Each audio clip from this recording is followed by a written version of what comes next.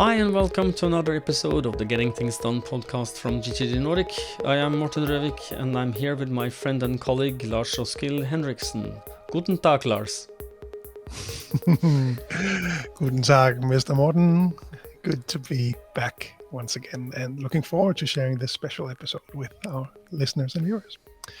If this is your first time listening to the podcast, our goal is to support you in learning GTD or becoming an even better GTDer so you can get the benefits from using these things that we discuss here. Becoming more productive, becoming less stressed, getting a better overview of all your commitments and staying present with whatever you're engaged in. And we hope that you find these episodes valuable regardless of your experience with GTD. And if you are looking for a refresher on the basics of GTD, or you're new to all of this, then we recommend you go back and listen to episodes 1 through 6, where Morten and I cover how we came across GTD, and then episodes 2 through 6 is the 5 steps of GTD. Now, today's episode is a special one, like I just said. It's an extended version, our last episode before our summer break. And this is a special interview with both David Allen, it's with Morten, you're in this as well. We have with John Forrester as well. We have William from South Africa. And I think one more from Vital Smarts. Is that correct? Emily from Vital Smarts. Your experience? Yeah, Emily, that's right. Sorry, I forgot that as well. And the topic is how GTD can help reduce burnout. And it was, it's a really interesting discussion, and it's a topic that is there's a lot of different angles on this, and you're in there as well, Morten, to share your experience. Yes, I was invited on this panel with these very smart people to talk about my experiences with burnout, because I have been burnout before in the year around 2000 to 2000, mid-2001, where I went on a sick leave for 1.5 years. And this is pre-GTD for me. I did not know GTD existed. And the good news is that if I had known GTD existed and that I actually could learn this, I would not have gotten into that situation. I am sure of that. And if that tickles your bone in any way, that you might want to ensure that you are not burned out, or if you know someone on the brink of being burned out, this is maybe the episode for you. So let's just roll it.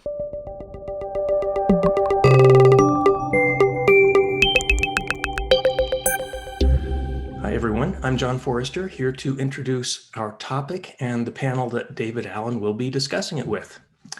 Today we're going to talk about burnout and how GTD can help to reduce and possibly prevent burnout. And to give you an idea of how significant this issue has become, the World Health Organization now calls burnout an official medical diagnosis.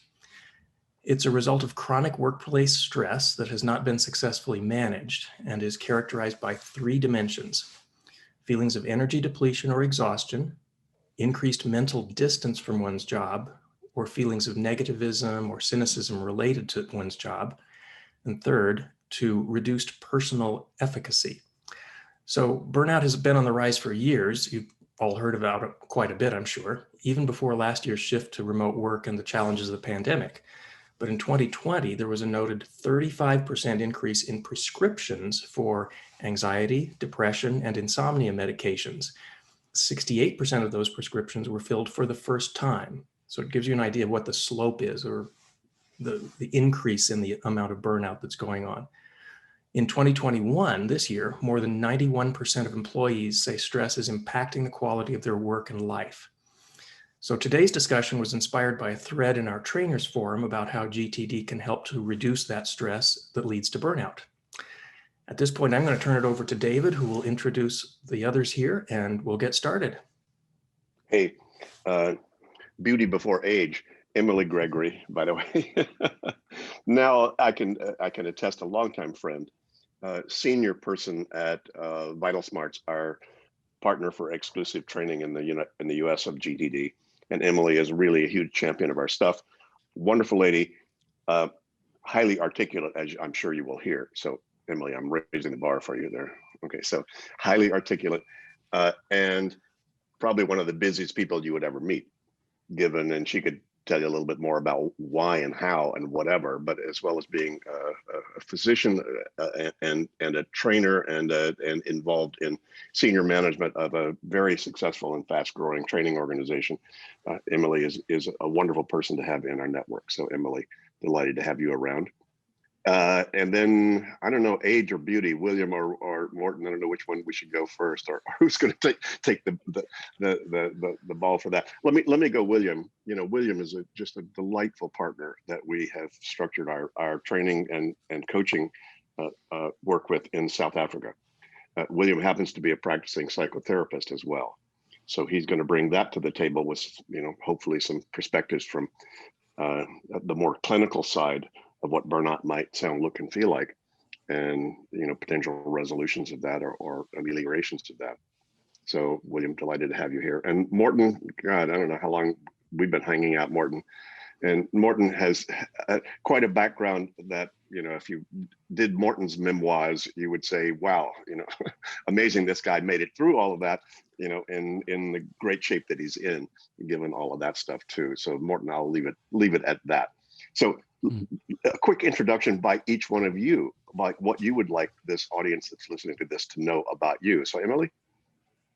David, I think you said it very well, although now I feel a lot of pressure, like, to watch my vocabulary here as I go forward. No. But I think the thing I would just add, so you kind of talked about some of my professional, like the professional sphere. On the personal side, I have a brood of 10. I have 7 stepchildren ranging from 30 down to 15. And then I also have 3 little ones of my own. I have a 7-year-old and 5-year-old twins. So I am, like many of us, balancing that parenting and the work of parenting and our communities and our work, our professional work, and all of that together. And Emily, tell us where you're physically located and how early you got up this morning. Wow, I was gonna say physically, like, I'm in my basement office that I still haven't figured out since I started working from home in the pandemic. But that little basement office is actually in Salt Lake City, Utah. So it's 7 a.m. and not actually that early for me. So I'm delighted to be here. Great. So William, self-profess. Well, I'm in Cape Town, South Africa, and in terms of adding to what you suggested, David, just as a GTD practitioner and someone who has struggled with ADD, and so that's another perspective in terms of overwhelm and how easy it is to feel that. So I don't think I'll add anything more to that, but just that you know, getting things done is not for sissies, because facing reality is not for sissies. And I wish it was easier, but every now and then I think to myself, what's the alternative? And there really isn't anything. So we'll talk more about that later. Thanks. Morten. Yeah, I'm located physically outside of Oslo in Norway, in the Nordic region, north of Europe. And I am the GTD Master Trainer for the Nordic region. So I'm training trainers and leading the business here. And I think my role here is to be the patient, someone who really had burnout before and got over it.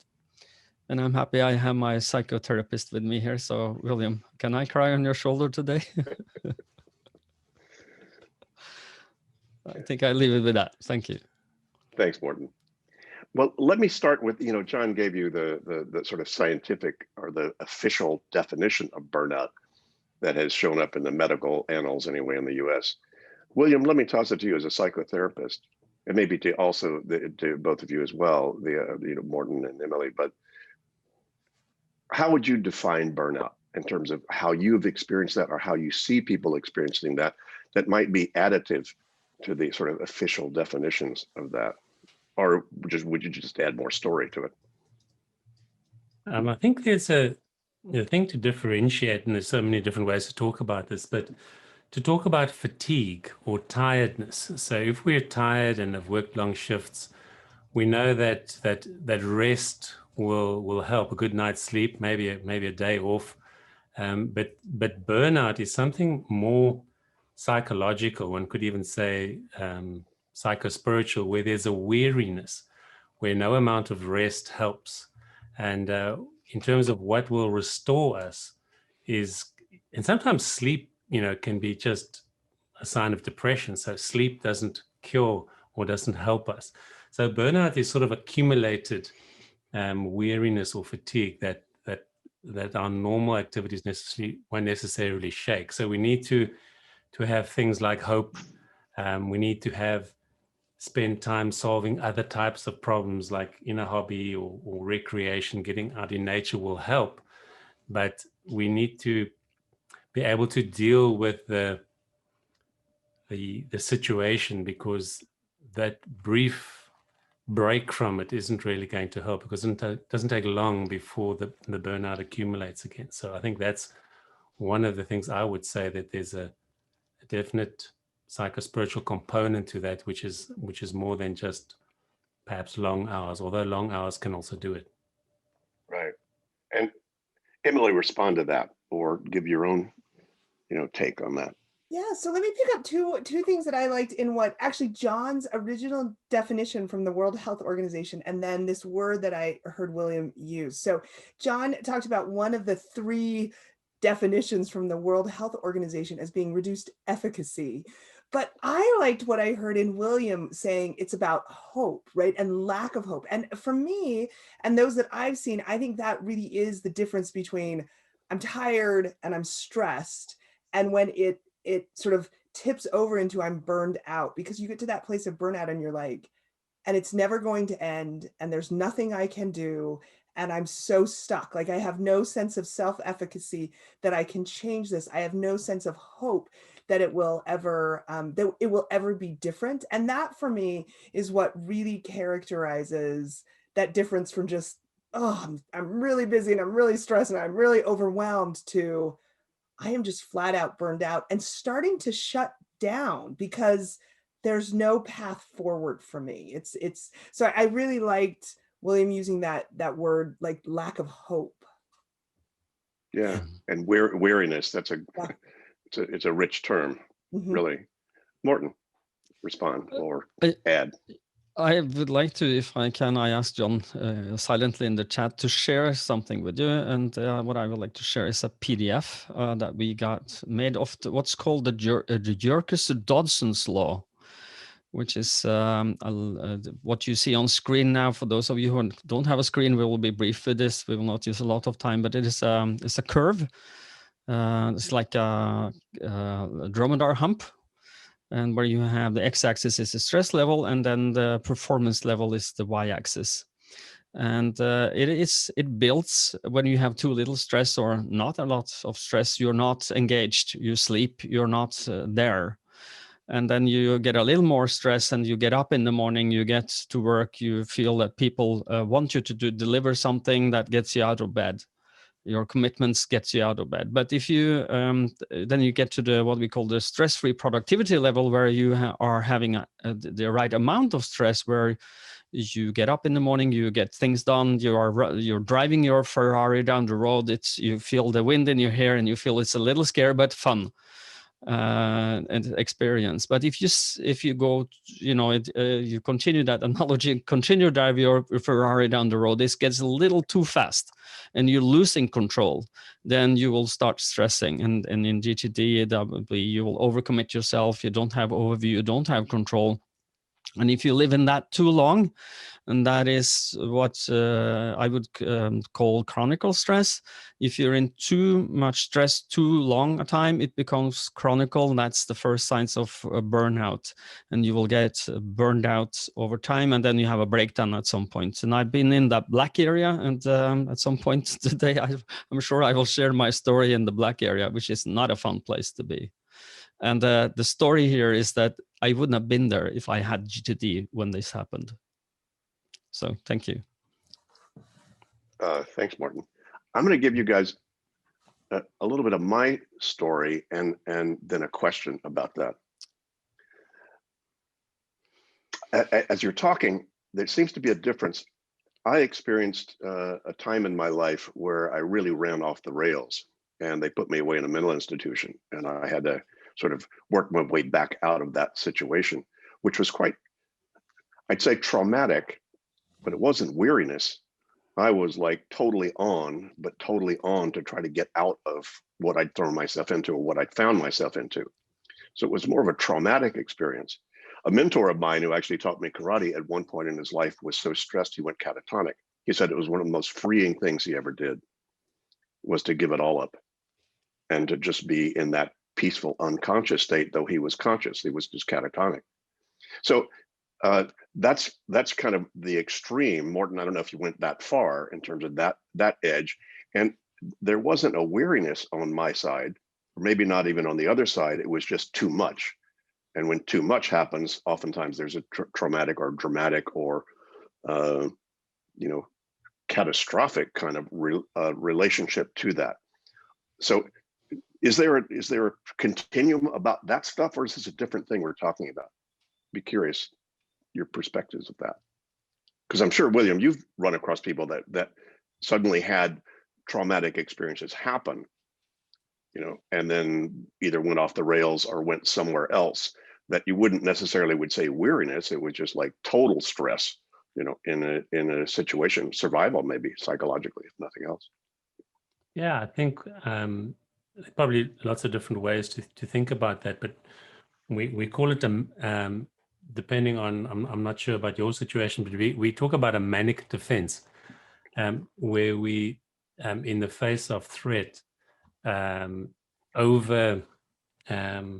overshoot, and we get into a kind of a sort of adrenaline spiral, and can become quite grandiose or extreme, and until we hit a wall, and that can be quite sudden. Yeah, when suddenly the balloon bursts. I like to think about, when is the plate full? If you take a bucket, we all know when a bucket is full, it's when it's at the rim. But if I ask you, when is the balloon full? If you're filling it with water, it fills and fills and fills, and when is it full? We don't really know until it bursts, and then it's too late. So that kind of is when we don't have clear boundaries, and we don't have clear, as we would say in GTD, a clear inventory of everything we've said yes to and taken on. If it's vague, we think we can squeeze some more in, or we just open the tap all the way until it blows up. Emily or Morten, any other comments on? I was going to say, I think I love going after William, by the way, because I was like, oh, I loved what he said. I want to pick up on that. But as I think about like these two experiences we're talking about, it seems like the difference is the acceleration through the experience, right? Like how fast that balloon fills, right? So David, in your example and your mentor's example, it was like, boom, the balloon, like we just rushed it all in, and it was like crazy intense, and then bomb and burst, and we were in catatonia. And I think that that some people experience that way. I think others, especially right now in this like slog that has been this pandemic, it's like the balloon is it's building and it's building and it's building, and I can see it. When am I going to get to that burst? And there's nothing I can do. It just, the water keeps adding to the balloon. And that's much more an experience of that weariness. But so I like that metaphor of the balloon bursting, because I think the difference in how we experience it is around sort of the acceleration of the experience, the acceleration of the pace to that burnout, to that bursting experience. And if you think about them as two different paces of the same experience, then it does get us to saying, okay, well, like, how do we come back from that? And one metaphor that I found really helpful, well, it's kind of two metaphors. I'm neither a pilot nor an arborist, but there's something about planes and trees and stress that all connect to this for me. And so here's what it is. Like, if you look at like you do a cross cut of a tree and you look at the rings, obviously you can count the years. I've been teaching my kids how you can count the years, but you can also see that the rings of the tree are often different widths. And it's actually in years of drought and stress for the tree that the rings are much closer together, right? The tree doesn't grow as much. It sort of retrenches during that period of stress, and it steps back a little bit. And I think that's similar. So now here's my next metaphor, and then I'll pull it together with the pilots, right? When you're, I don't fly, but this is what I've heard from pilots, right? When you hit turbulence, a new pilot, a young and experienced pilot, their tendency is to say, oh my gosh, I'm in turbulence, I've got to get out of this, and to speed up to get through the turbulence. But that's actually the wrong thing to do aerodynamically, and you'll get yourself in trouble. When you hit turbulence as a pilot, the thing to do, and you have to teach yourself, is to slow down a little bit, to be safe as you go through that turbulence. And I think that is indicative of where we are, and what GTD specifically has helped me do as I think about burnout, stress, the balloon filling. The answer is not to frenetically increase your pace, because that's just going to burst the balloon. The answer is to step back a little bit, to renegotiate, to decline some things, to figure out what your next actions are, and to retrench a little bit, to understand that it is a period of stress that I'm going to manage and get through. So I offer up those ideas building on William's insights. I'm going to go with the balloon, William. I love it. Morten, poke at you. Well, I don't have a balloon analogy, but I don't know if this would be the appropriate time to talk about how you felt for me, because it was a long time filling balloon, and it's a combination of change, too many changes at the same time, and stress that comes of uncertainty and worry. So the way that's built on me is that I moved with my wife to a new town, and she was not very happy doing this. She said she would follow me anywhere, but really she didn't want to follow me there. But she did, and I started in a new job. And this job was full of hazards. It's a lot of a small company with some big sharks trying to eat us, trying to eat our lunch, and did their best to try and invade us and undercut us. And then suddenly we had some clients who didn't behave. They didn't pay their bills. And it is a small company. This company was 3 people. And a new role, I was supposed to lead these 3 people. And then suddenly I found religion, so I became a Christian, a devout one, charismatic one, and on top of that, my wife decided she didn't want to live with me anymore, so she moved out, and I have to move, and I moved 3 more times in 1 year. And then I met a new woman on top of this, and after a little while we got married. And too much change in too short of a time will grow the balloon quite fast. And it ended up with me that the end of the story is where I really understood that I had a problem. I started getting hallucinations. I started hearing things that was not there. I started wondering if I was, am I psychologically sound? And the answer was not really, and I needed to do something. So again, I go to a psychologist, and I think it actually was a psychotherapist. I don't actually know the difference between those. Maybe William will enlighten me after. But I went to one, and I did a lot of tests to see if I was kind of, losing it totally. And they said, you're not losing it. You're just too stressed, which was good for me because I thought I was losing my mind. But it ended up that I couldn't work anymore. So I went on a sick leave for 1.5 years, and I couldn't work at all. I was totally off. I had very high anxiety levels, which means that some mornings I couldn't get out of bed.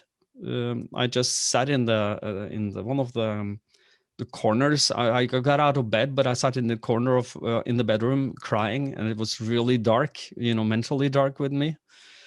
I just reread some of the things that I wrote at that time, and this is not very happy reading. And the sad thing that in this, after the fact, now that I got out of that dark place and into more of a good place to be, the anxiety is gone. I'm totally free for this. But I know that if I've had a GTD before this, I would have the life management tool I needed to, get out of there. I would know what's my horizons of focus. I would know that this is not what I want my life to be about.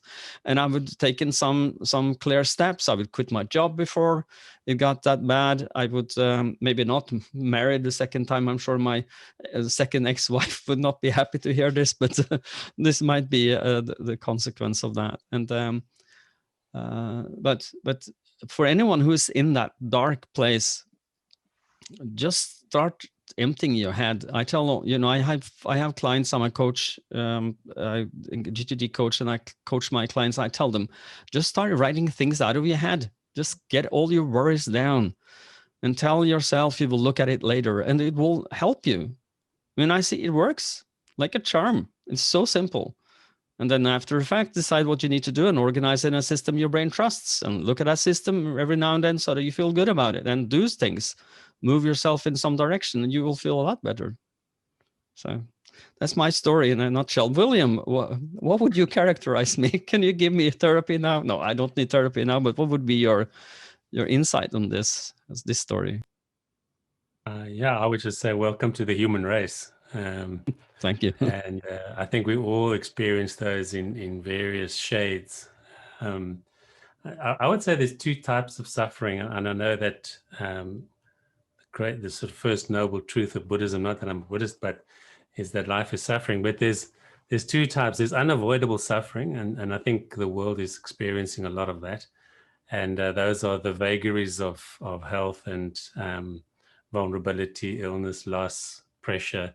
But then there's avoidable suffering, and that's the one that, when we make things worse, when we are an agent of our own suffering, that's the worst kind of suffering. When we procrastinate, or we take on too much, or we don't manage our worlds well, and also in our attitudes. And we can talk about that, I suppose, when we come to the higher horizons. But for me, that's the one to zone in on, and to what extent are we reducing our suffering by our choices and how we're managing our lives, and to what extent are we making it worse? And certainly I've been working for 25 years coaching executives, therapy, and when I came across David's work, I thought, okay, here's the person who's summarized a lot of the sort of, here's the Rolls Royce of what I've been trying to do. I printed my own Filofax when I was 32 because I was that desperate to get organized. Me too. But I didn't know that get organized was step 3 in a 5-step process. I think many of us just jump in and get organized. And I don't know about the first 2 steps, to a certain extent, but I don't know what the other 2 steps were either. So I think that's the hope, and we're all managing it in some way, but there's definitely a lot we can do to reduce the avoidable suffering. William, I like hearing that GTD is a way to avoid avoidable suffering. I'd never heard it characterized that way. And this keys off one other thing, and you guys are already bleeding into sort of solution, or at least the degree to which GTD can ameliorate what we're talking about and that kind of stress. My other question is, well, William, you brought up the point. You said, welcome to the human race. I said, well, the human race either feels like it's in the driver's seat or it's not. In other words, people are either in victim mode, called at effect of what they've allowed into their lives and work and commitments, or they're affecting their lives and work. And you and I, we all 4 of us have met people that thrive on stress. Give me a problem to solve. Give me a situation. Come on, bring it on, come on, And then we also know a lot of people that'll complain that they're overwhelmed, and they're at a scale of about 1 on a scale of 100 in terms of how stressed they could actually be. But I don't like this. I don't know what to do about this. So, there's this mild complaining that people can then, like, I'm so busy and, my life is overwhelming right now. So come on, there's this range of how people assess themselves as being overwhelmed or not. And the degree to which they are not in the driver's seat. And I think that's a lot of what the GTD process does, is it gets people back in the driver's seat from where they are. So they can take that to, I'm mildly stressed, to now I'm really feeling not stressed at all, to I am feeling whoa, to now I can survive, to whatever. So it seems to be a bit of a scale in terms of how people are assessing. Even people listening or watching to us right now who may have said that they were overwhelmed. Are they really? Or are they just feeling essentially the victim of maybe one thing in their life that's particularly strategic that they're not in control of, that then colors their whole life as overwhelming? So you don't need but one situation, particularly if it's strategic and important to you, to not be appropriately engaged with, to color gray the rest of your world, in that way. So I don't, anyway, I'm not sure exactly where that went, other than those are thoughts that popped into my mind, given what you guys said. Anybody want to respond or react to that? And by the way, to that point, who have you known out there whom you would say they have self-professed being overwhelmed? At what levels have you run across people that you would say fit into that self-defined category, call them overwhelmed, and were they really? Well, the people I meet in my my coaching practice is most of them are, well, I met some who's truly overwhelmed, who's really at the wrong end of this the stick. But most people that I meet are overwhelmed because everything they have to do are in their mind, and but when they get it out, that wasn't so bad. I externalized it and got to see it in a little of a distance. It makes help, a lot of help. And but yeah, so I see both. William, what do you see? Yeah, I think to David's point, there's a difference between overloaded and overwhelmed. I think, I love quoting line 1, chapter 1 of David's book, Anything's Done. It is possible to have an overwhelming number of things to do and approach it with a sense of calm control. Now, just because we're overloaded doesn't mean that we will feel overwhelmed. And just because we feel overwhelmed doesn't mean we're overloaded. So I think Exactly. we have to look a little bit closer. And this thing that, talking about the driver's seat, I think about Viktor Frankl in Man's Search for Meaning. And when I think about, what he faced and what he was really good at showing us how much choice there was in a situation where only 1 in 28 people made it. So in an extreme situation in the concentration camp, people were still making big choices. Some were depressed, some capitulated and became oppressors, and some navigated and shared their food and remained in a calm sense. And those were generally people who had a sense of purpose. So there's a wide range of ways to be in the driver's seat, and doesn't mean that life is easy. And from a privileged point of view, it's easy to say, well, just buck up. But even in very dire situations, there's a way to approach things where it doesn't help to freak out. It doesn't help to whine. Although I can say, David, that I've been, and some days I'm a whiner, and some days some days you're the bug, and some days you're the windshield. But sometimes I kind of curse Viktor Frankl under my breath, because he took away a lot of that sort of victim justification that I used to have. Because if he can find a place to make choices, then surely to hell I can. And so then it is a question of moving over to the driver's seat. I like that. I want to just add, I heard a little something different, or had a different thought, David, as you were talking, in a little bit of a different direction that I wanted to add. So first of all, when people come and present themselves to me as, oh, so overwhelmed or overloaded or burned out, or whatever term they choose to use, I'm going to accept them at face value and say, okay, let's dig in and see how we can solve that. That being said, I think there are some times where some people, they use that term and even that feeling of I am so overwhelmed, and it provides actually some security for them, and they don't want to let go of it. And here's why: because that overwhelm, that I am so busy and I have so much to do, that provides them with a sense of worth and security. I'm important. Everyone needs me. Yeah. The world would fall apart without me. I can't let any of this go.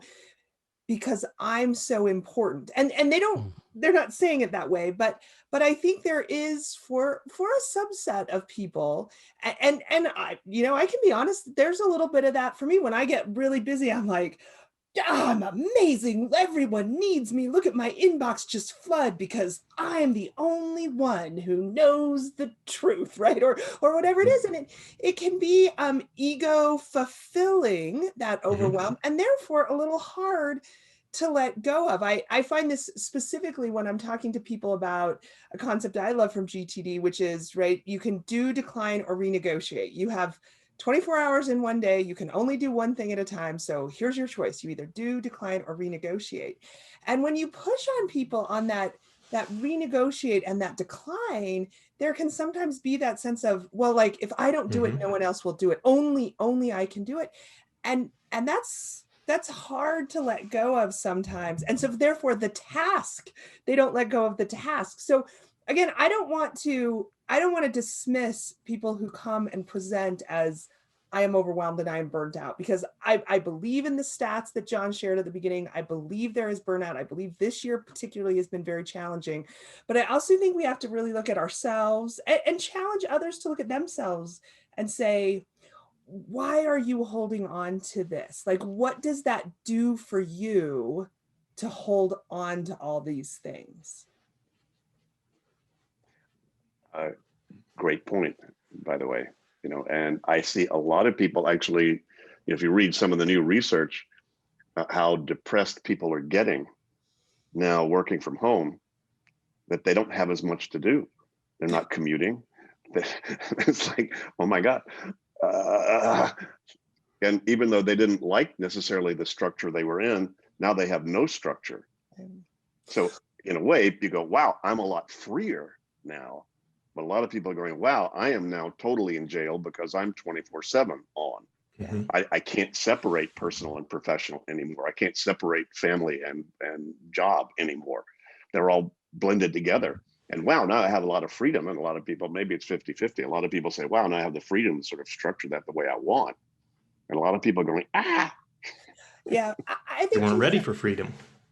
I was going to say the doing. I think some people in some cultures, we define worth through results and worth through doing. And so like, I need to do and I need to create in order to feel my sense of worth. And suddenly when the doing is removed, or I can't do all the doing, then that it really taps into my own sense of worth and what I am worth as a person. We actually do have two different words to describe this in Norwegian. We have selvtillit, which means the confidence in your own abilities. And then selvfølelse is this feeling of self. Are you okay with who you are? Are you okay as a person? And I've always strived for number two, because number one is a fleeting one. And to feel good about who I am I think is something that GTD also helped me with, because it helps you straighten out your head. Who am I really? Where am I going? And how do I need what do I need to do to feel good about that? So I feel like I'm starting to dominate, and I can't wait to hear from William again, because I'll learn something new when I do. But and I don't want to shift too quickly to like a solution set. But speaking about this idea of doing, of not doing, of choosing what to do. I mean, I think two things that have really helpful for me that I'll pair in an example of how, especially I approach parenting and balancing that with everything else, are next actions, and then the calendar as the hard landscape of our day. And so I love next actions, right? Like that's my solution to burnout, and is to say, what's my very next action? It gives me a huge sense of self-efficacy. It gives me great clarity about what I need to decline or renegotiate when I really break it down. I just love that energy it unleashes to say, I can take this like half-inch step, like I can do that, right? I don't have to do everything, but I can take the next action. So I love next actions. It's always the solution when I'm feeling stressed or burned out. But what I realized as I started having children, and especially these small children and things, was that Next action, like parenting is not like a next action on my next action list. And it never appeared on my list. And here's an example. I remember really clearly having this moment when my daughter was about 9 months old, and it was a Saturday, and I had this like, oh, these are my next actions. I'm going to do all this stuff. And I was going to bring my 9-month-old baby along with me for all of it. Right. And at the end of the day, like that didn't happen. And I remember just being like, I sat down and I thought, I have done nothing today. Like I have done nothing today. And then there was this like light bulb that was like, you parented all day long, but it didn't appear as a next action on your next action list. And so what I started to learn to do was, because I love that, like your calendar is the hard landscape of your day. And literally I started putting in blocks, like Friday night, 4 hours, parenting, right? I don't know what it's going to look like, but I'm going to block that time because I don't know how to put some things in my next action, but those are things that have to be on that hard calendar of my day. And so for me, as I think about how we figure out that balance of doing and not doing and what to do, I love those two ideas of next action and hard landscape. And the combination of the two is what has helped me like navigate through the busyness, the overwhelm, the burnout, the change, all the stuff that comes at you, those two core ideas. Well, I have to insert something right now. I was going to save this to the end, but I might as well, given what you just said, Emily. I'm going to insert a couple of things. First of all, I have to insert a quote, which is my favorite quote from one of the greatest sources of quotations in the world, a guy named Mark Twain. He said, "Whenever I'm rested and feeling good, I can't help being frivolous." And I think people have to deal with that too. Like if they really get to mind like water, some part of them just wants to play computer games, or cook spaghetti or something, strange and frivolous. And that we think that's a bad thing. It's like, oh no, of course it's not. and to sort of taking the extreme of that. And I'd be curious whether you guys have met these folks or not. John and I certainly have. Real initial champions of GTD get so excited and enthused about how much more they can create and how much more they can do, that they totally overwhelm themselves by overcommitting like crazy. Right. And then they actually use GTD to burn out, which is not exactly our point. Our point. You can run your Ferrari into the terrain. It's not a problem. It runs just faster with GTD. We've got some great metaphors going here. You can be filling your water balloon faster and faster while you're driving your Ferrari faster and faster toward the cliff. It's true. But I just talked to somebody, by the way, who was dealing with himself with after 2 to 3 to 4 years of doing GTD and realizing that he was just getting so overwhelmed and not feeling really good and not really realizing, back to our point about the horizons. Well, wait a minute. I forgot that maybe having a good quality of life would be as important an outcome as, getting all these projects done. And so just that conversation is a higher level conversation that's still part of GTD, but a lot of people don't get that because they don't read that when they first read the book. They're reading salvation for the stress of the day-to-day ordinariness, and out of controlness of their day-to-day lives. And now they get that under control. That new freedom, can spin a lot of different ways. So I'd be curious whether any of you have run across that or not. And we can just put that one to bed, and then we'll talk about why GTD does work. I've seen that a lot. When we meet coaching clients who are, they start out as a little stressed and overwhelmed, and then suddenly get their world under control, and they're doing a lot of stuff. They're doing a lot of things, but they are not focusing on doing the right things, and that brings them into because they are doing it so efficiently, they move really fast doing things, but they are not focusing on the right things.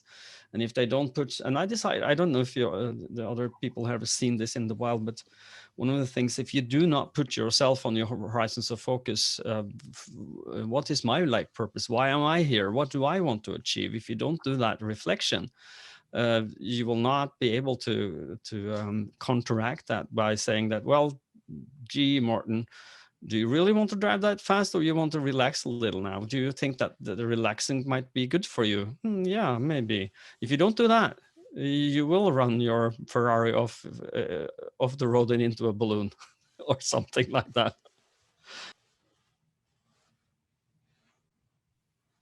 Okay, so solutions. So how much have we seen, and in what ways have we seen people started to implement this? I mean, Martin, you started with this called, hey, just get stuff out of your head, you know, relieves a whole lot of pressure. And, you know, again, back to that hot button of the one thing that's out of control that's important to them. If they suddenly get appropriately engaged with that, hey, what's your strategic, what's the outcome you really want out of that? Wonderful. And so what would you need to do next to move toward closure on that? Oh, and they find themselves in the driver's seat about something quite challenging. Exactly. You know, the relief. I've seen people lose 5 pounds in 2 days just with coaching, simply because, you know, somehow the weight was just part of their holding on to the stress or trying to protect themselves, you know, from that. You know, not that that's a promise to anybody out there, but you know, we could make $1 billion. Hey, you know, make $1 billion, no money down, you know, lose 20 pounds in 5 days. I don't think so.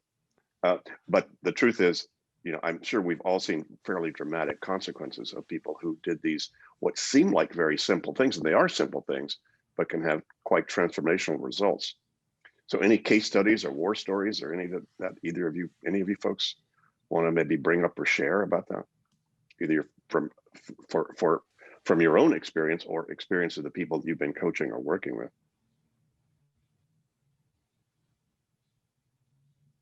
I'm sure this is William. I hear his voice now in my head. Well, you all may be dealing with what I'm dealing with. People say, gee, David, can you give me any really good stories of people's lives who have changed? I go, legions. How could I find one? You know, every day we get feedback, you know, from people that's just been transformative, and trying to piece out any one particular thing, you know, that would represent real transformation, because it just seems to be happening all the time. Got a quick one, ties to one of the GTD models. I was talking to somebody a couple of weeks ago who may be either on the way to burnout or really well into it by now. And one of the things that became pretty clear after talking with this person for a bit is she had gotten out of touch with Horizon 5. There was a lot going on in the physical world with job and various other stressors that way. But one of the key things that had happened was that all of that over the course of a slow water balloon filling up of a couple of years maybe was characterized by being out of alignment with Horizon 5 purpose, and making sure that what she was doing in the physical world matched her purpose, values, what she knew to be true about her true self. So we could get to that as a solution, but I'm curious whether any of you have heard of anything like that, where you find that somebody being out of alignment with their own purpose is a contributor toward stress and burnout.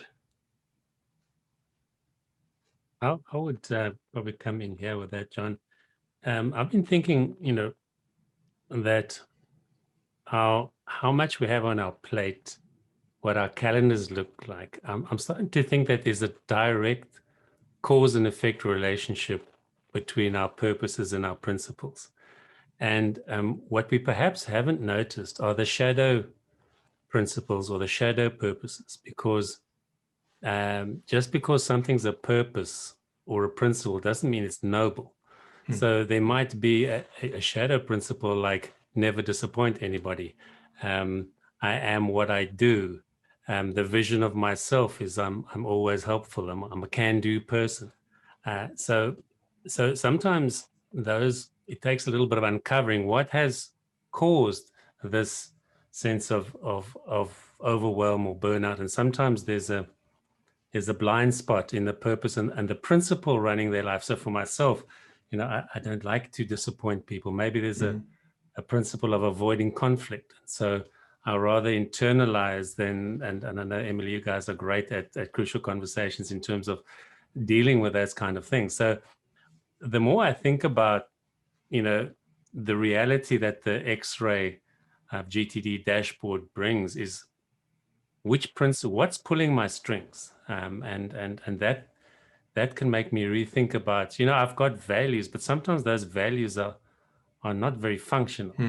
And so I think for me that's something they sound so noble. And to the point about, GTD giving us a faster way to get the wrong things done, there can be a sense of space, and but what sometimes does happen, and when we talk in our trainings, I ask the question, what's the difference between making time and taking time?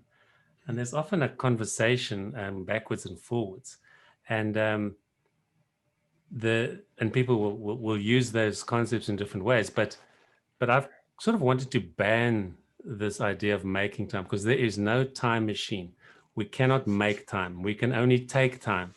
And so when I say, when am I going to take time to do this? I'll take, because people go around saying, I'll make time to do this, I'll make time to do that, as if it's elastic and we can make time. There's no time machine.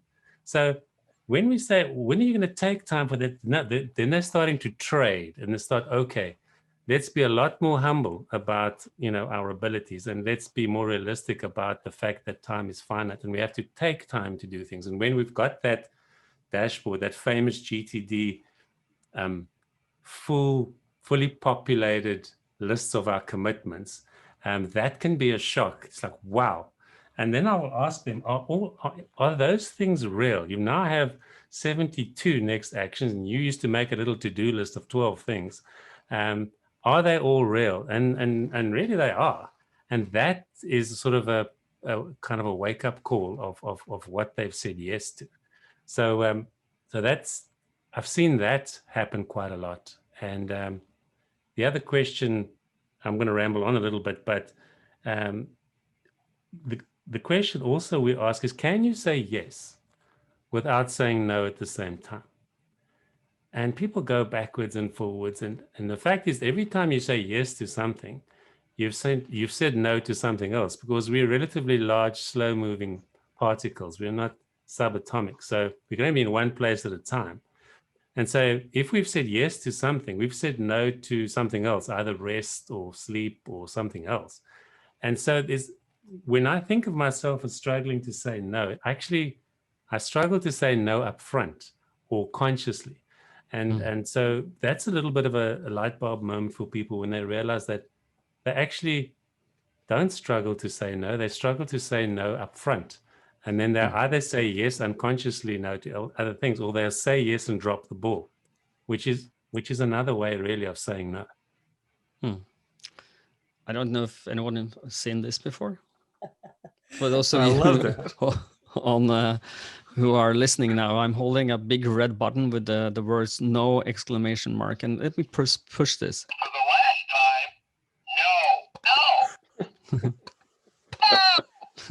And it continues in, I think, 10, 15 different variants. And I use this to tell the clients that you have to say no to some things to say yes to the right things. And as you said, this should be done when you clarify and organize your things.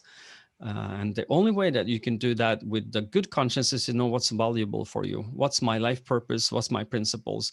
And it's so much easier to say no to the right things, to say right, say no to things, to say right, yes to the right things after. So I like this. It's very easy to show people what it's all about. Go ahead, Emily. Okay, hold your thought though, because I want to come back. I was thinking about your question a little while ago, David, about like stories or examples of like people. I heard it as who've transformed in ways that GTD has been transformative for them. And I was thinking about it, which is shocking for me to actually think before I start talking. It took me a little while to think about it, but I was like, why am I having a hard time coming up with an answer to David's question? And I think one of it is, sometimes I think of transformative as like huge, right? Like really big, life-changing. And I do more GTD training than I do GTD coaching.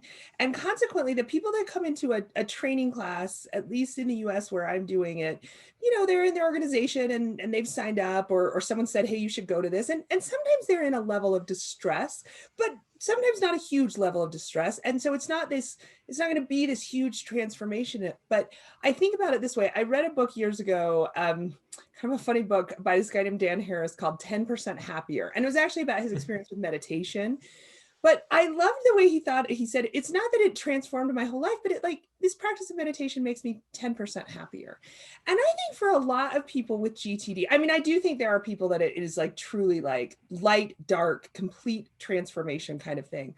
But I think for a lot of people with GTD, they come, they're pretty productive already. They're doing things, things are okay. They show up in a training class and it's how can I get a little bit better? And actually that 10, that 20%, that's huge. And you create something new, you align with your horizon of focus. And I've seen a lot of that where it's, I'm 10, 15, 20% more present with my kids when I'm with them, or in that 10% of the time, I was fully present and it was amazing, but it was like a sliver, excuse me, it was like a sliver of my week, but it was huge and unlocked something because in that moment I could be present. And I think for me, that's probably what I see so much with GTD. So it's hard to pick that story of this person's life, the Ferrari was about to hit the wall and now they're on the Autobahn. I don't see as much of that, but I see people who are saying, oh, I was doing okay, but I was just missing the ability to really engage in the moments that mattered most. And this just let me show up in those moments. Yeah. And to your point, I really agree, Emily, because I've been through transformational experiences, and that's not what we're talking about. I mean, transformation truly is you transform, you change your whole operating system in terms of how you are and how you engage and perceive life. And that's happened, several times for me. So I wouldn't put it, I would agree, I wouldn't put GTD necessarily in that category, though there have been some outliers, who would say that actually happened for them. But the nice thing about GTD and what's maybe transformative about it is you don't have to transform yourself to get it. You don't have to change who you are. You don't have to go through some major traumatic or dramatic, life-changing, experience to get the value. As a matter of fact, as we say, GTD is not running with scissors. Anything you do, if you just decide one next action more than you normally would, it'll change your life. Yeah. If you just, if you just wrote down a few more things than you normally do and get them out of your head, it'll make a better day. Yeah. So, no kidding. Yeah. I feel like when you said that, I was like, yeah, it's not that it transforms me, it unlocks me, right? Yeah, there you go. Yeah. Yeah. We're using a phrase now that in our trainer network that's kind of caught on. And that's what GTD does, is it allows us to unfold. It's not about adding new, it's about unfolding what's there. And you're really, and the unfoldment can be transformative for sure. But it truly is just like, wait a minute, I don't have to add anything more. And you're right, everybody is already up to here. Everybody's already up to their eyeballs and beyond in terms of stuff to do. And what they don't want to do is something new and add on to, I'm already busy enough, oh my God. And at the same time, a curious phenomenon over these years is the people most attracted to GTD are the people who need it the least. They're already the most inspired, most proactive, most positively focused, aspirational people you'd ever meet. The problem is they've outrun themselves. And so they've created more than they need to pull up the rear guard, and they've created more than their own structures and behaviors can actually manage. And that's why they're running into the wall. They didn't, they've gone faster than the oil in the car could handle, But I hear or the you tires or whatever. I have heard you say this many times, David, that the people most attracted to GTD is the people who needs it the least. But I also see that we attract a lot of people who are they're swimming with just barely their nose over the water and they can't breathe, and then sometimes the waves get into their nose. It's difficult to breathe. And then of course they will tell you as a coach or a trainer, I don't have time to learn GTD. But then I tell you, okay, you have time to drown, but you don't have to learn how to swim. Okay, Tom, have a good day. But I can help you if you want. But I've found, you talked about transformational experiences, and I was reminded of a woman who this must be maybe 8 years ago, 9 years ago, when I started out as a as a trainer. I did a seminar at a client, and this woman, she's there, and she listens very attentively. And then 2 weeks after the seminar, the boss of this group, we had a conversation, a follow-up call, and he tells me that this woman, she was on sick leave. She's been on sick leave for 6 months because of stress, and she started practicing GTD, and last week she came back, and she stayed. And now she's part of our GTD community here in Oslo, and she loves GTD. I think her tagline is, I can't live without it, which is... and it helps her, helped her a lot and get her back on track again. So yes, a lot of busy, really high performing people are attracted to this, but also the people who are stressed out and who actually need relief, not speed. I think it would be probably appropriate right now, especially anybody listening or watching this who might be new to what GTD is about, or maybe just watching this for the first time. Maybe we should back up a little bit and say what it is. What is this thing we've been talking about, GTD? So those of you who already know what GTD is, this is just going to be a reminder. But I've had somebody read Getting Things Done 25 times and said he hears something new every time he reads it. So you may still hear something new in these basics. And all I did over these years was to uncover the best practices we all do whenever we're trying to get any situation more in control and more focused, whether that's your kitchen or your company or your consciousness, and identified the 5 basic core steps about how you take any kind of situation and get it under control, which is by capturing the stuff, identifying the things that are not under control, clarifying exactly what they mean, what you're going to do about them, if anything, organizing the results of that thinking in terms of reminders in some trusted external system, usually lists and some sort of a tool that you can then review and reflect on stage 4 when you take a look at the gestalt, or the sort of the whole overview essentially of your commitments and the actions you need to take, so that step 5, you engage your attention and your activities in a trusted form, not just I hope this is the right thing to do. You could see the whole game quickly and then make a trusted choice. It might still be, whether it's the best choice or not, you'll live and learn, but at least you're doing it out of a sense of confidence. And those are the 5 steps. And that's what I call horizontal control, which is during the day, how many different things do you have to then focus on and manage, whether that's your kitchen or cooking dinner or the 10 kids, Emily, or the 3 coaching clients I've got, or my new app that I just launched into my computer. I don't know how the hell it's going to work, and blah, blah, blah. So any 24-hour period, just think of how many things that we all have to deal with that could essentially throw you somewhat out of control or out of kilter. And so those 5 steps of capture, clarify, organize, reflect, and engage are how you sort of horizontally get control across the day-to-day, hour-by-hour aspects of our life. And then you say, well, should I be having dinner tonight with friends? Well, then you go back to the horizons, where I say, well, what are the different levels of commitments that we have?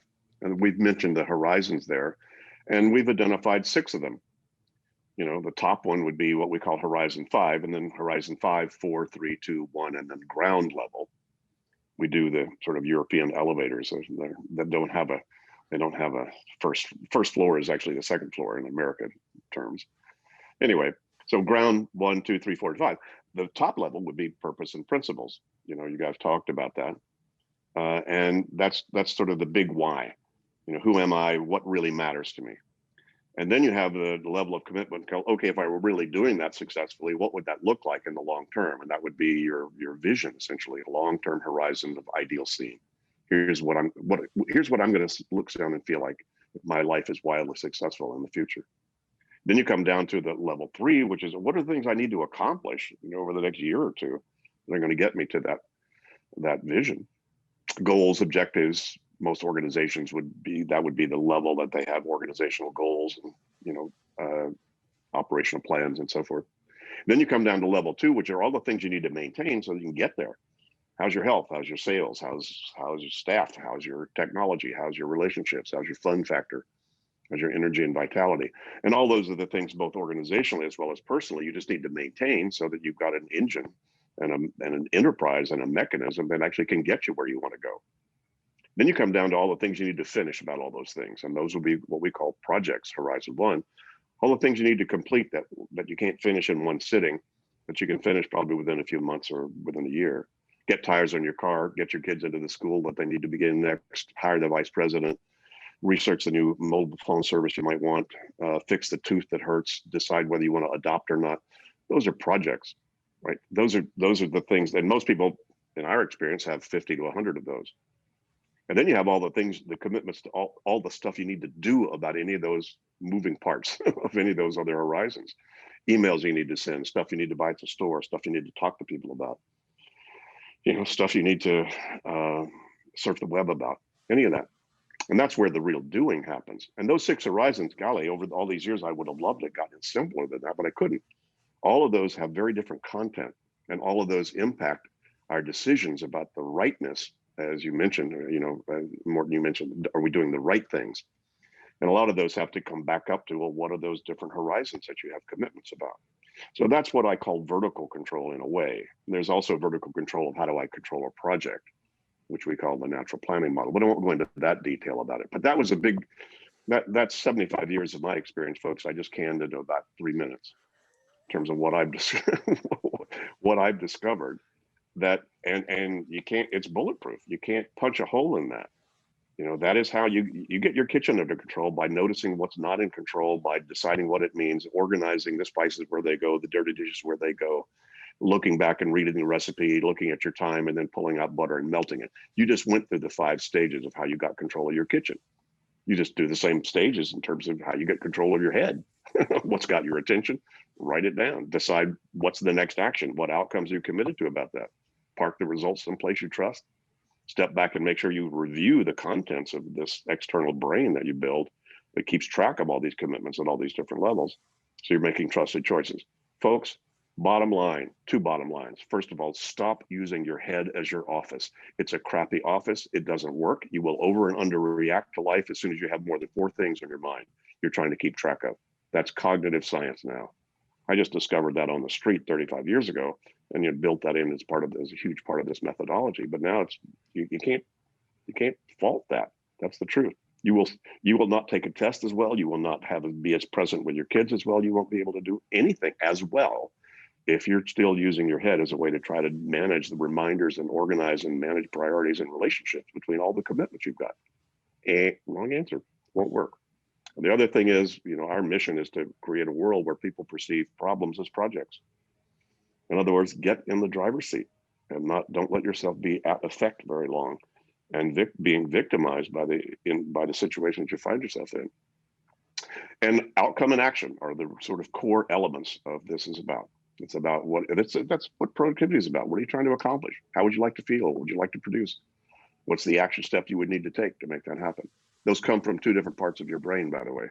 That's why this doesn't show up automatically. You actually have to train yourself and build a cognitive muscle to train yourself to think of both the outcome you want, Emily, like spend more quality time with my kids, and the action step you need to take. Hey, let me block it in. So I got some time blocked in there, and then I'll figure that out when I'm there. Absolutely. That gets you appropriately engaged with parenting. Right. David, it's so fun to hear you distill, decades down into 4 minutes. Thanks. And I thought that was a great overview. And as I was listening to it, so I've been practicing GTD for about 4 or 5 years now. And I don't know. So William and Morten, I'm going to tee this question up for you guys. I don't know about you, but I find that I kind of go through phases. There'll be a period of months where I'm this is the most important thing I've ever learned from David Allen and this piece of wisdom. And then something will change in life and some other part of GTD will really be what I need. Because I feel it's so encompassing and so rich that different parts of it stick out to me or resonate deeply with me at different points where I am.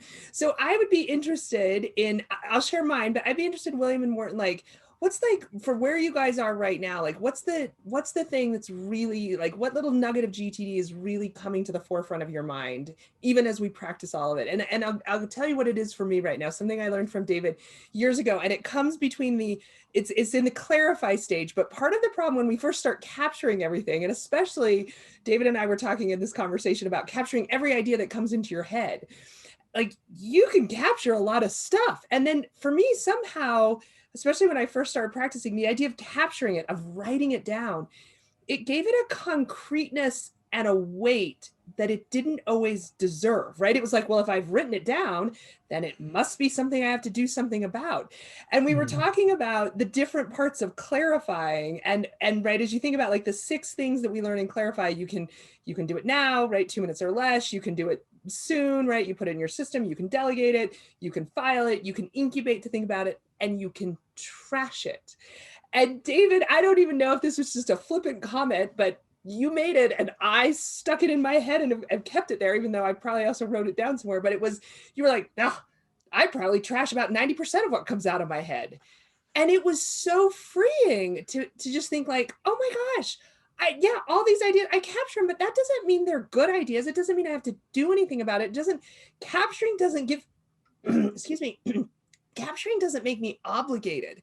And that was really freeing for me, between that capture and clarify, to just be like, I'm going to put it all down. And you know what? I can just be like, oh, trash that. Oh, that's not important. I'm going to trash that. I'm going to move these things out. So that's one that for me, especially right now in this time of like burnout and stress and so many things are coming at it, I am like holding on to trash it, right? Like I can just delete this. I don't have to.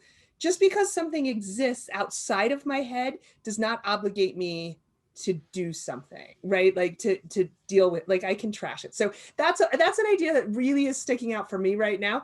And there have been other phases of my life where other parts have been more important, but I'm interested, William and Morten, if you guys have anything that right now you're like, this is the forefront of my GTD practice. Yeah, I can start. I say, William, don't unmute himself. So that's a signal to me, I guess. No, what I've been, I started, as all people do with GTD, is starting emptying your head. And for me, that was transformational, because I didn't have to do anything about it. And I remember very clearly this, David, at some point I heard a talk or a podcast or a book or something. I don't remember exactly, but that you write it down doesn't mean you have to do something about it. And so that stuck with me as well, because it's a very important, piece of advice you can give yourself. If you write it down, it doesn't mean you have to do something about it. But for me now is that when I've been practicing GTD since 2006, and I've been doing my higher horizons many years ago, and I started, the more I get in touch with them, I use, and I hope that this will not redline this podcast, which they automatically, Apple scans this, because I'm going to use a little a word that's maybe not appropriate, so please forgive me, Apple. But I call them what I call my bullshit filter.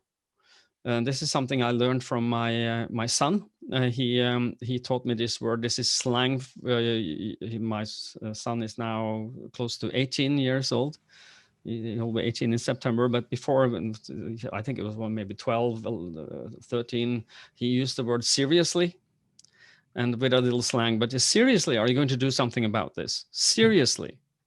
And when you clarify and organize, you go, seriously, am I going to commit to doing this? Because if I put it on my list, if I actually tell myself I will do this, I must do this, or I must put it on someday maybe, or trash it. Really, am I going to do this? Seriously?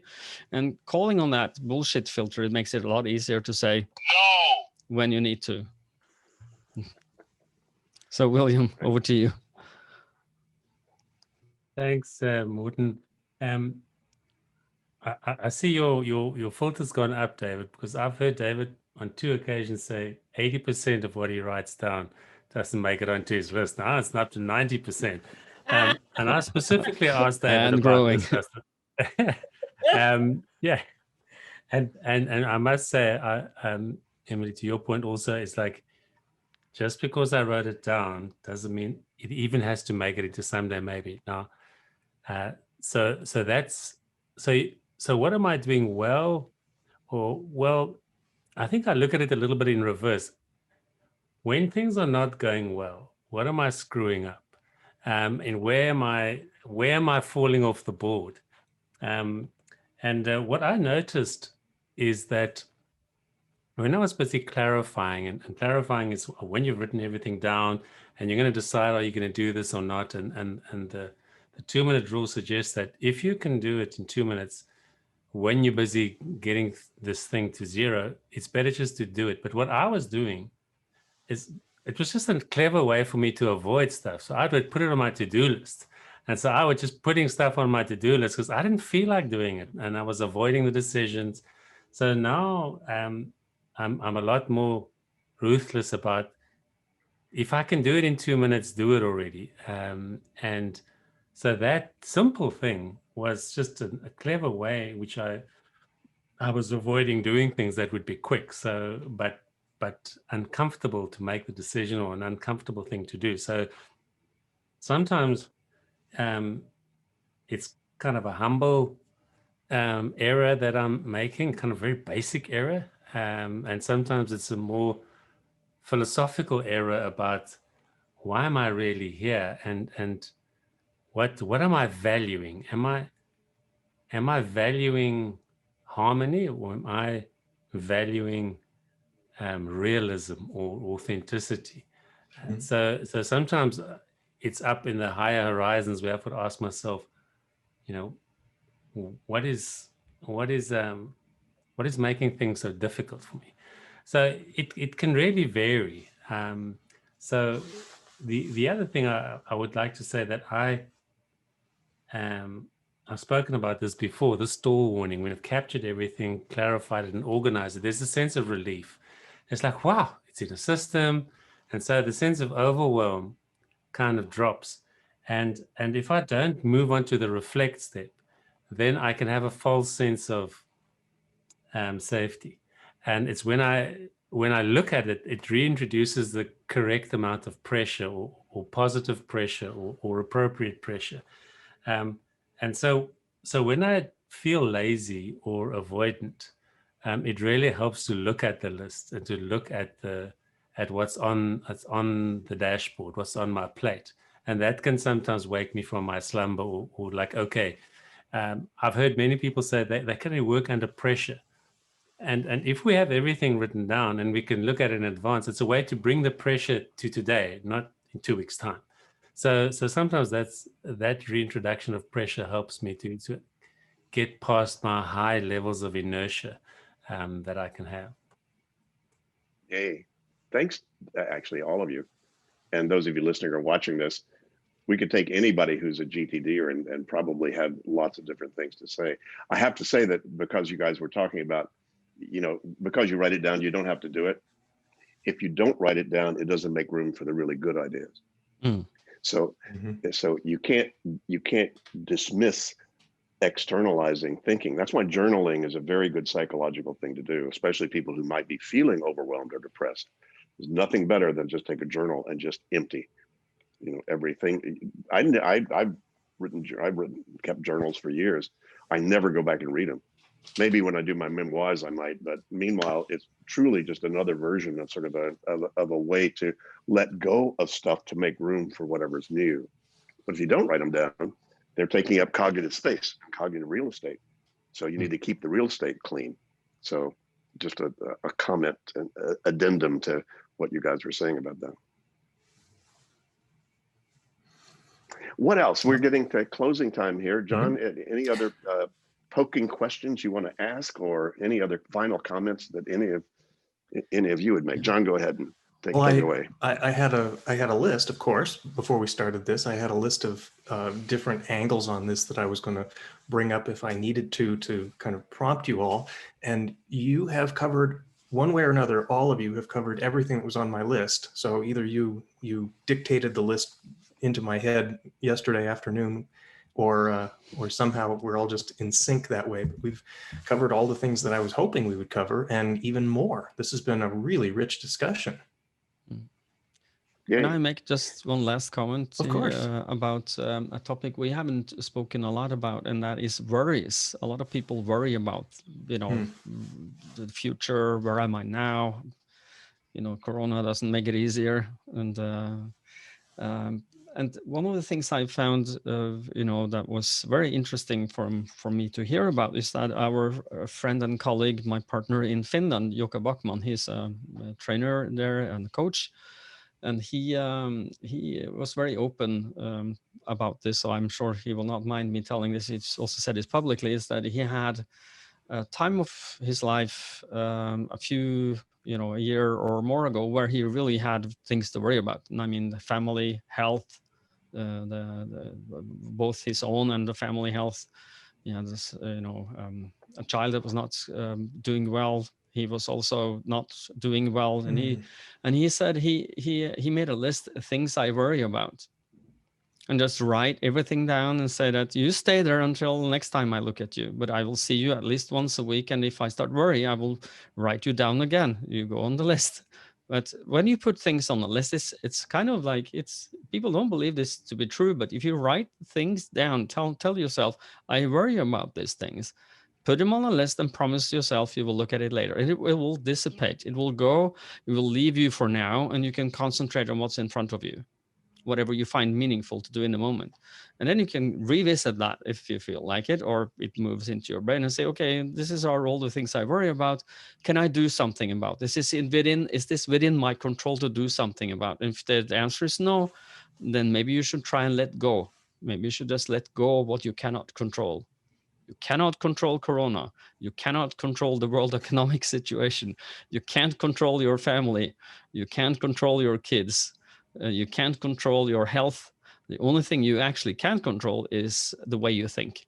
You can do something about how you think about things. And that one would be my last words is, if you worry about things, understand what's under your control, what's not, and then decide what you can do about the things you actually can do something about, the way you think about the future, your worries, and use that to change your world. Voila.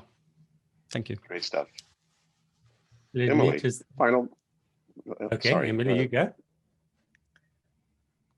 You go. Oh, I guess it is. Wow, I'd like to follow William, but I mean, I think I guess I would just add this.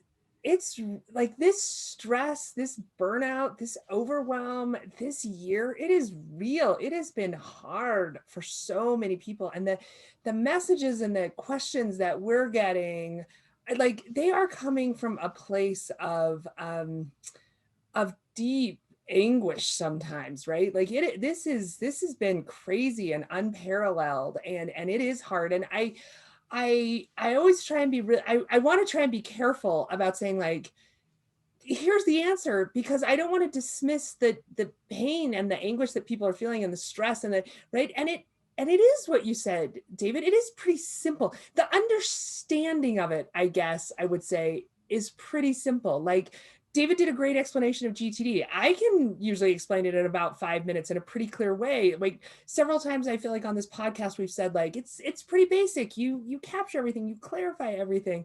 And what I have found is that it is basic, and yet that doesn't negate its power to meet people at this very, very stressful and anguished and despairing place that some people are right now. So I want to honor the depth of challenge that people are facing, and not, feel like we're band-aiding it with something simple. I think it is foundational, and I love that idea of, I'm going to keep that unfolding, right? I look at it and say, so at Vital Smarts, right, the organization I work for, that, as David mentioned, we have the license in the US and Canada. Our mission starts with, we believe people can be great at being human, like human can be great at being human. And we only bring skills and products to the marketplace that we think help people do that. And that, for me, is what GTD is about. It's saying, I think there is just greatness in all of us. And I think the structures sometimes of the world that we live in inhibit that greatness. And I feel like GTD is again, unlocking, unfolding. It's like, here is something, you're going to be great. Like, and this is a skill set, a really foundational skill set that can help you be great at being you. So that's where I'll end. Yay. Very inspiring. Yay. Sure.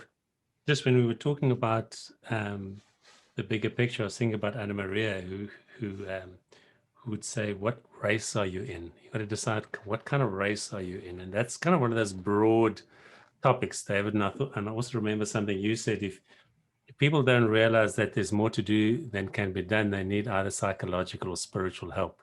And often I'm in need of both. So because it's kind of one of those things to really realize. Yeah, in terms of, it's definitely real, Emily. I like how you brought that back to just because something is simple doesn't make it easy. I mean, running a straight line for 100 miles is, I mean, it's simple, but it's not easy. So there is something really challenging about them. And I also wanted just to pick up, Emily, what you were talking about, the calendar. This is one of those little detail tips that I currently also love when I think about is booking recovery time. Whenever there's a peak deadline, other work will have to wait, as it should. And just looking ahead in the calendar, knowing that after every peak deadline, book yourself an hour or two, or when you've been on leave, make sure you don't have a full calendar the first day you get back. Just in terms of managing that, I mean, that's not complicated, but it's quite hard to negotiate in that sense, to put your name. I like how you put parenting in the calendar. Make a meeting with yourself and don't cancel on yourself any faster than you would with somebody else. So just on those very practical things. And my tip for years before I knew GTD, if somebody was feeling overwhelmed, what is the smallest next action you can take? Keep making small decisions, even if that's, I'll have a nap until lunchtime, or just make it to dinner, and just reduce your time horizon and just find the report. If constructing the report is too much. So there's always nearly some small thing that you can do that can push back the sense of overwhelm. And normally there's some small step we can take. So just to say thanks, it's really been a wonderful conversation. I've learned a lot, and certainly helps my sense of hope. What all of you have said brings me to sort of, I guess, my closing remarks on this, which is one of the unique things that we've uncovered and that we do this work around GTD is it starts with where you are, not with where you should be. Mm. And so that whole idea, both Morten and Emily, hey guys, we need to just accept and acknowledge, I hurt, I'm overwhelmed, this is anxiety producing. And acceptance is really the first law of spirit. And if you resist anything in life, you're stuck with it. And the way out is through. So I go back to the Stoics. And again, one of my favorite books recently is called The Antidote by Oliver Burkeman. Mm-hmm. It's happiness for people who can't stand positive thinking, which is a great subtitle. And he really goes into why the Stoics were so powerful. And it's not most people's popular idea about Stoicism is asceticism and hard life or whatever. It's really about accepting what's true in life as opposed to trying to pretend that's not true. So don't pretend that you're not overwhelmed. So any of you listening or watching this, look, feel okay. Whatever you're feeling, whatever you have been feeling and experiencing about that is welcome to the human race, to William's point. It's like, yeah, this seems to be part of what we're about. And you don't have to go very far. Again, to William's last point, you don't have to go very far to get yourself back in the driver's seat about what you're doing. But a real key is you need to love yourself enough to say, I'm okay no matter what I'm experiencing, and give yourself permission to then take some positive steps forward. And they're not hard. They're easy to do. So hopefully this has been useful for some of you listening to this. We have a lot of resources. John, you want to point people to resources and Emily, you too? Sure. Any of you guys? Sure. Yeah, I'd like to give all of you a chance to list out your website, and so folks can go visit you there, and then I'll come up with a closing. Yeah. Well, I'm John. You can have mine. You can do all that. Yeah. I'll jump in and then let the gentleman go. So as I mentioned, I work for Vital Smarts. You can find us at www.vitalsmarts.com, and we give training for GTD in the US and Canada. Also, if you're on social media, you can look for One Productive Minute. My colleague Justin Hale does a great social media posting on just one, like, here's 60 seconds or less, here's one little nugget. And I think probably if you listen to all the hundreds of them that there are, you might get about like 30% of what GTD is, but the goal is to just give people, to meet them where they are right now and give them something to get started with. So vitalsmarts.com, and then find us at One Productive Minute on social media. Thanks, Emily. Morten or William? William, come on, man. Okay. As I said, I'm in South Africa. I think my name is probably also showing the website address, gtdsouthafrica.co.za. And also in Africa, if you'd like to hear more, give us a shout. Thank you very much. Great. Morten? Yes, I'm at gtdnordic.com, where you can find information about our services in the Nordic region. And we also do a podcast. I would like to use 2 seconds plugging that. That's if you didn't, I was going to, so go, please do. Okay. Getting Things Done by GTD Nordic, where we walk you through the 5 steps of GTD and teach you GTD, discuss it, interview people. And we just had Justin Hale in our podcast.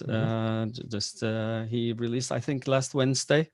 It's a bi-weekly podcast, about 20 to 40 minutes long. So if you want to learn GTD, that's also as secondary source of wisdom and insight, except from this very good podcast called Getting Things Done.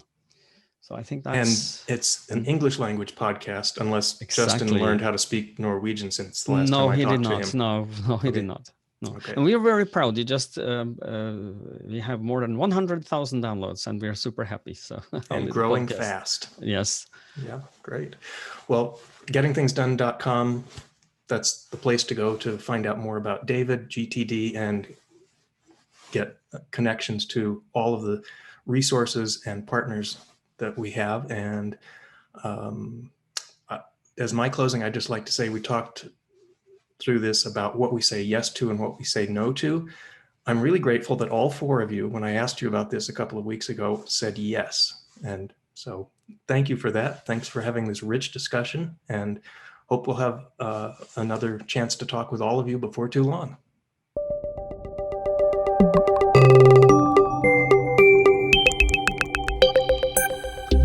That was a very interesting talk, and I especially appreciate the different perspective that each of the participants really, added to that topic. So, yeah, thanks for sharing. To everyone, thanks for sharing this your story as well, Morten. You're most welcome, and I've been asked about this episode or this recording by others, and I said that they say thank you for sharing. Then I'm saying that, okay, I'm a GTD Master Trainer. Who should have thought about that when I was in 2001, not being able to go out because I had so much anxiety. But if my story can help you who listen to or hear this or see this, to be inspired to learn getting things done and get your world under control, my being open has been a small price to pay for helping you. So if that is helpful for you, I'm super happy. I'm sure it will be for someone listening. So Lars, will you take us out?